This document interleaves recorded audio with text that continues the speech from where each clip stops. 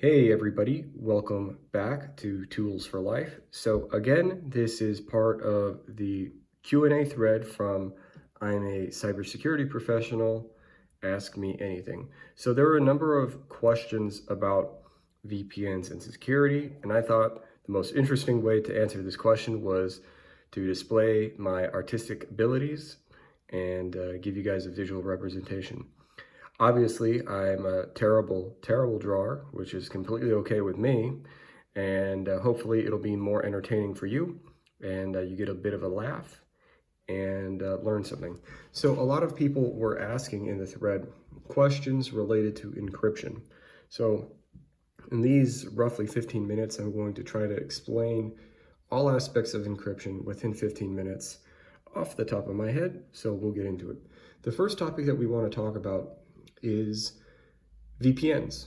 And as a matter of fact, I have a lot of experience with VPNs. I've even developed one of the largest virtual laboratories on VPNs for one of the world's largest VPN deployments.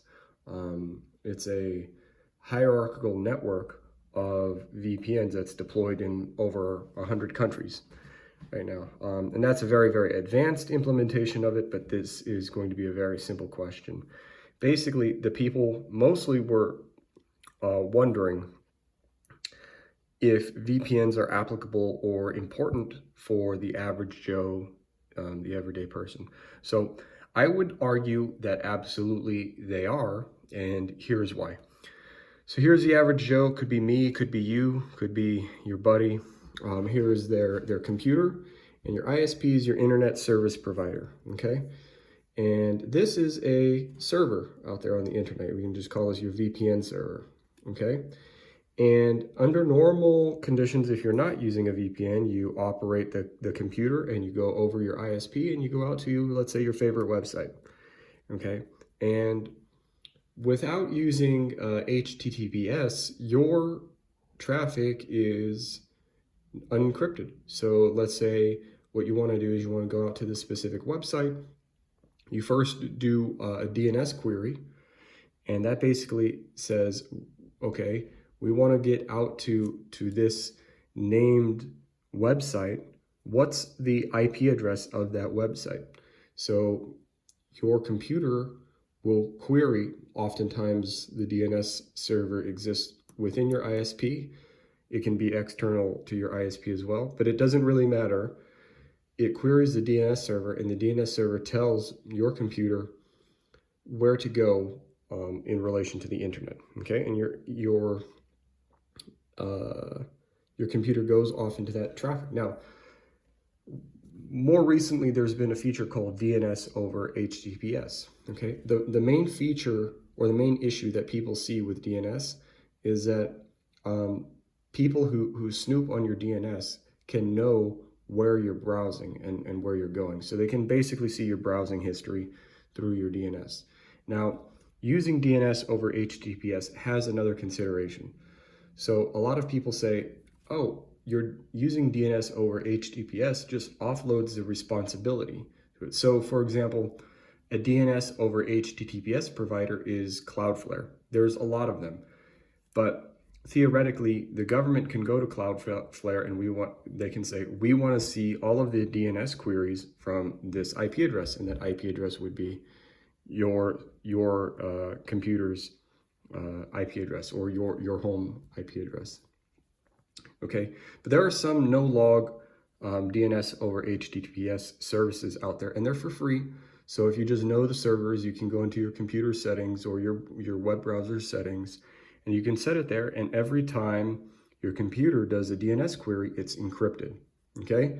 And if the government or anybody wanted to get a hold of that data and they went to that DNS provider, the DNS provider wouldn't have very much information to give them. In effect, they would give them some information, but it wouldn't be useful to them. So the next step is that you want to establish a VPN, and the VPN goes through your ISP and connects to this VPN tunnel. Now, connects to the VPN server using a VPN tunnel. Now, the reason you want to do this is because you don't want your ISP or anyone in this area knowing what kind of data that you're transmitting. It doesn't fully anonymize you, but it does obfuscate who you are as an individual, and it does assist in privacy, because there are a lot of other VPN connections to this VPN server. So the next way that someone can try to, let's say, attack or get information about you would be to analyze the incoming and outgoing connections here, okay? And that's from the VPN server out to the website. And actually what they would be seeing if they did an analysis of this is a lot of ingoing and outgoing connections to a lot of different websites. So on this information alone, they wouldn't be able to tell that you specifically were the person requesting that. They would need other information, and this is called what's known as a correlation attack. Okay. Basically, they would have to have other sorts of data to match up with this data. Now, if they were somehow able to get a hold of the ultimate source, which is before the traffic entered the VPN tunnel, and as it exited the VPN tunnel, they can match up the traffic.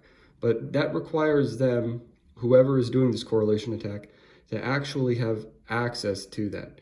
And if you're working from home, it's going to be pretty difficult for someone to have that. And that's before it reaches the ISP. The other thing is that a lot of ISPs, they work with government entities to suppress privacy. And in my view, privacy is a societal need, and it is under direct attack these days. Okay, so privacy is a really important issue to be able to discuss all sorts of important issues. And personally, for me, I think that privacy is important to discuss issues as adults today. Just give an example. Someone posted within this thread that I'm commenting on an opinion that they don't agree with me. And personally, I honestly don't care that they agree with me. All right. They're an adult. They're fully entitled to their opinion, and I respect that. And that's a mature view. When I was a lot younger, I may have gotten a little bit upset with that. And that's just because I was immature, okay? And using that as an example, if we get upset that someone has a different opinion than us, then we're basically saying no other ideas can exist except for mine, it's a very weird thing to think or say. But obviously, if you're immature, you don't realize that. But the whole point of having privacy is to be private and to assure that you can say and do whatever you want as long as you're not hurting anybody else. And that's basically what I believe in.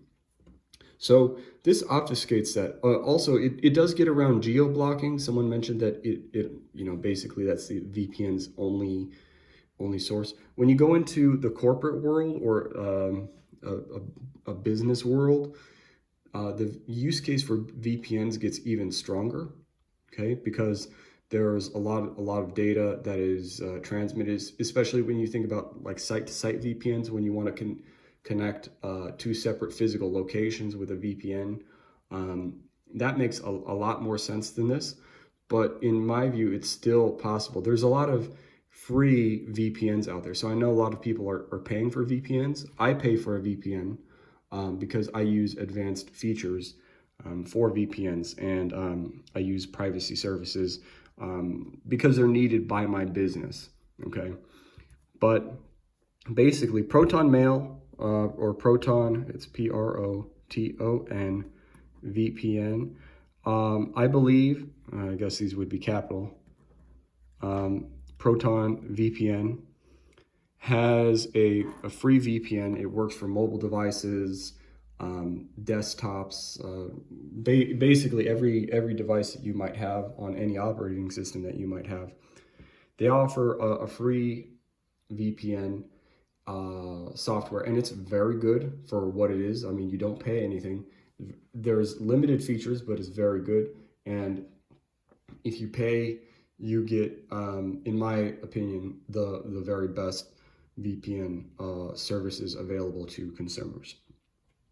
Okay, so that covers generally encryption when you're talking about the internet. Now, someone asked another question about encryption and if it makes sense, if they, how safe are they if they use cloud services? Now, that's a really good question, really good question. So let's say you're using iCloud, let's say you're using Google Drive or Microsoft Cloud, whatever the service is, that service provider, they may actually encrypt their hard drives or their drives, wherever that data is stored ultimately in their data center, okay? But that doesn't necessarily mean that your data is protected. It means that if someone withdraws that hard drive, like pulls it out of the rack, okay, or solid state disk or whatever storage media they have, and then tries to take that data, that hard drive will be very, very hard, if not impossible, to decrypt, okay? But in those services, you are not the owner of the private keys that decrypt that hard drive, okay? If you want ultimately the strongest possible encryption, you need to own your private key. And there are services out there that offer that. So there's a service out there called BoxCrypt that offers another free encryption. So it's like an encryption wrapper around your cloud services. So what you do is basically you install the BoxCrypt software, and as you upload to the cloud, it first encrypts it and then uploads it to the cloud, okay? And that means that you can still have cloud access, especially if you also install that on a mobile device, and then you can have the convenience of the cloud access while having it encrypted, okay? Or another option is, if you don't want to deal with that, because there are some other considerations about backing up your private keys and making sure that you don't lose your private keys, because if you do lose your private keys, you also lose access to everything. So if you don't want to deal with that, what you can do is you can just keep your most sensitive data off the cloud, which is what I would recommend anyway. There's no reason why you need to have your social security card on the cloud. No reason at all. And fire safes are pretty cheap. So if you're worried about backing it up and having a copy, just go to the notary and have them copy your most sensitive documents and get a fire safe and put it in a fire safe, and then maybe even have another storage location where you want to do that. So even if this fire safe for some reason doesn't work and doesn't protect your documents, then you can still have access to those documents in the event of an emergency. All right, so those are some sort of concepts to think about. It's by no means an end-all be-all to encryption. Encryption is a big topic, but ownership of the keys and management of the keys is one of the most critical aspects of encryption. And if you guys have a lot more questions about that, which I can totally understand, which you might just ask them and I'll be able to explain, but I can't touch on all aspects of encryption in a 15-minute video. It's just not possible. So I hope that was helpful to you guys, and I hope my drawing was entertaining for you. I realize that probably if you have children, they are much more talented at drawing than I am. But thanks for watching my video, and catch you guys next time.